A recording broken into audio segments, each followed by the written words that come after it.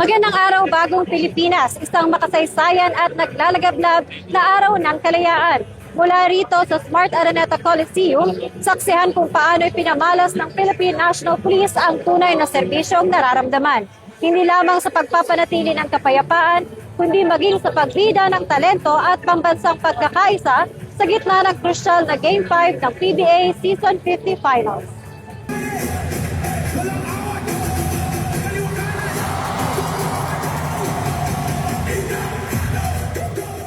Kasabay ng makasaysayang pagdiriwang ng ika-128 na taon ng kasarinlan ng Pilipinas, hindi lamang sa pagpapanatili ng kapayapaan nagpakita ng galing ang Philippine National Police, kundi maging sa larangan ng sining. Naghatid ng isang naglalagablab na halftime dance presentation ang PNP Dance Team Elite sa gitna ng krusyal na Game 5 ng PBA Season 50 Commissioner's Cup Finals sa pagitan ng Barangay Ginebra at TNT Tropang 5G sa Smart Araneta Coliseum. Bago pa man magsimula ang matinding tapatan sa court, formal na binuksan ang programa sa pamamagitan ng parada ng mga uniformed personnel na pinangunahan ni Police Brigadier General Vina H. Guzman, PKG Director, bilang pagpupugay sa mga tagapagtanggol ng bayan.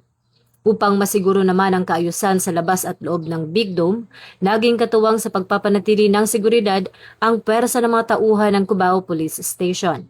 Ang makabuluhang partisipasyong ito ng kapulisan ay isinagawa alinsunod sa PNP-focused agenda sa ilalim ng Enhanced Managing Police Operations and Active Community Support. Layunin ng programang ito na maghatid ng mabilis, tapat at may pusong serbisyong pinagtibay ng ugnayan, seguridad at tiwala ng publiko sa buong kapulisan. Sa pamamagitan ng kanilang makapigil hiningang choreography at modernong dance routine, naghatid ng matinding enerhiya at inspirasyon ang mga pulis mananayaw na nag-iwan ng malalim na marka sa libu-libong tagahanga at milyong-milyong nanonood online. Sa pagtatapos ng gabi, muling pinatunayan ng PNP na ang mga bayani ng kalsada ay may natatangi ring talento na handang maglingkod at magbigay pugay sa bansa, sa loob man o sa labas ng kanilang uniforme.